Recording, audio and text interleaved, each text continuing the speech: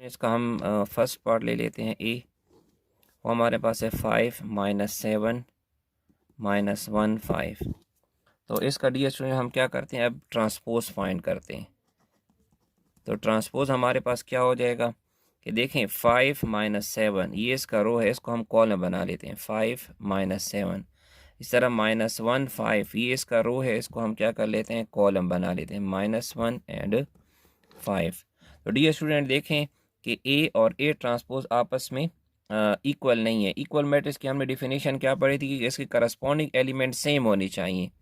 तो अब इसके करस्पॉन्डिंग एलिमेंट सेम नहीं है, क्योंकि यहाँ 5 और 5 तो है, लेकिन यहाँ -7 और यहाँ -1 है, और यहाँ -1 और यहाँ -7 है, और 5 और 5 तो सारे करस्पॉन्डिंग एलिमेंट आपस में क्या है, इक्वल नहीं है।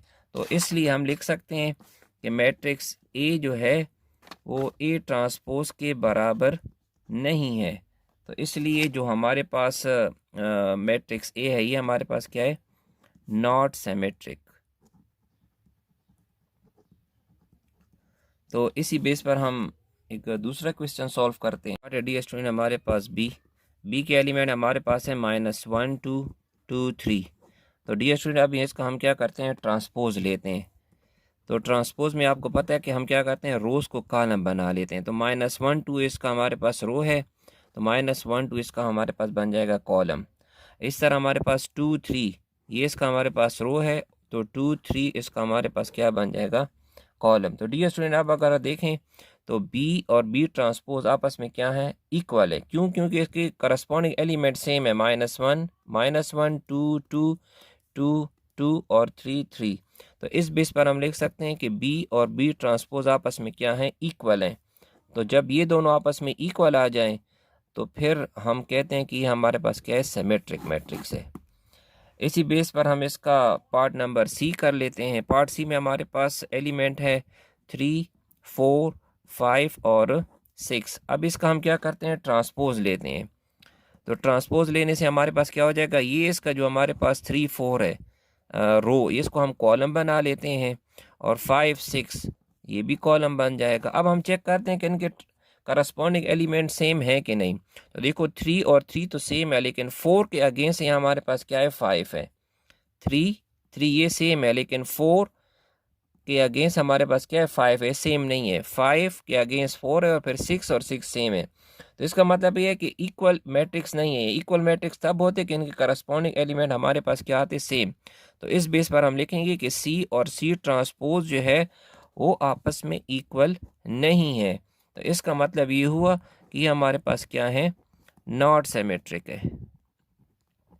इसी डिफिनेशन को सामने रखते हुए आपने क्या करना है, डी वाला भी सॉल्व करना है, लेकिन ये भी हमारे पास क्या है, नॉट सिमेट्रिक मैट्रिक्स है। क्वेश्चन नंबर 4 में हमने बताना है कि इनमें से कौन कौन से स्क्यू सिमेट्रिक मैट्रिक्स हैं।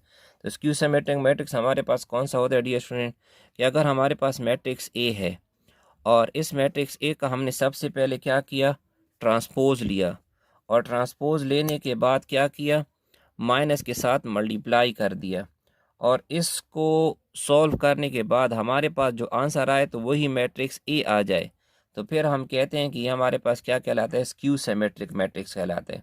तो डियर स्टूडेंट अब यही डेफिनेशन हम क्या करते हैं, इन मैट्रिक्स पर अप्लाई करते हैं। तो हमारे पास मैट्रिक्स ए है 0 4 -4 एंड 0।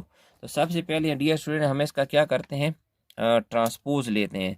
तो ट्रांसपोज हम कैसे कर लेते हैं कि हमारे पास जो इसका रो होता है उसको हम क्या करते हैं, कॉलम में चेंज कर लेते हैं। तो 0 4 ये इसका रो है, तो 0 4 हमने कॉलम बना लिया। इसी तरह -4 0 ये इसका रो है, इसको हमने इसका क्या बना दिया, कॉलम। तो नेक्स्ट हमने क्या कहा था कि ट्रांसपोज लेने के बाद अभी हमने क्या करना है कि माइनस के साथ दोनों तरफ मल्टीप्लाई करना है।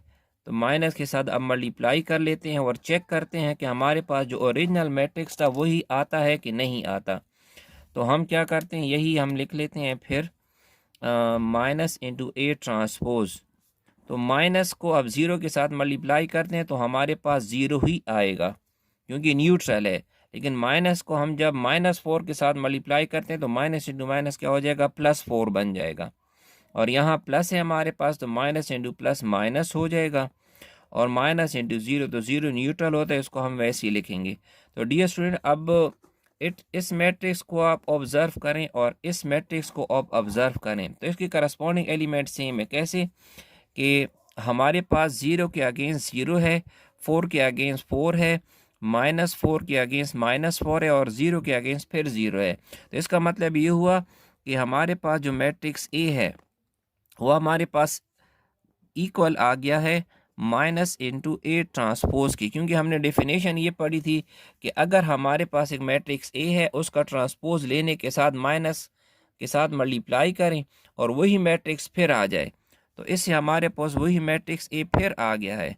तो फिर हम इस सूरत में कह सकते हैं कि ये जो हमारे पास मैट्रिक्स है ये हमारे पास क्या है, स्क्यू सिमेट्रिक मैट्रिक्स है। इसका नेक्स्ट पार्ट सॉल्व करते हैं। तो हम क्या करते हैं कि इसका सबसे पहले ट्रांसपोज ले लेते हैं। तो ये 0 7 ये इसका हमारे पास रो है, तो 0 7 ट्रांसपोज कॉलम बन जाएगा इस तरह 7 0।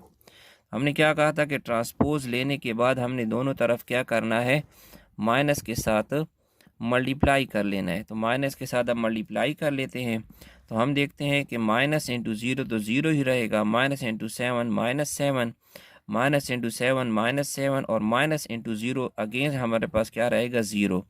तो डियर स्टूडेंट, अब आप इस मैट्रिक्स को और इस मैट्रिक्स को अगर ऑब्जर्व करें तो इनकी करस्पॉन्डिंग एलिमेंट सेम नहीं है। क्यों? क्योंकि इसका फर्स्ट एलिमेंट ज़ीरो और ज़ीरो तो है, लेकिन यहाँ +7 और यहाँ -7 है, तो इट मीन्स ये आपस में इक्वल नहीं है। नेक्स्ट 7 -7 और 0 0। तो इस बेस पर हम लिख सकते हैं कि सी वाला जो मैट्रिक्स है वो माइनस इंटू सी ट्रांसपोज के बराबर नहीं है। तो इसका मतलब है कि ये जो हमारे पास सी वाला मैट्रिक्स है ये क्या है, नॉट स्क्यू सिमेट्रिक मैट्रिक्स।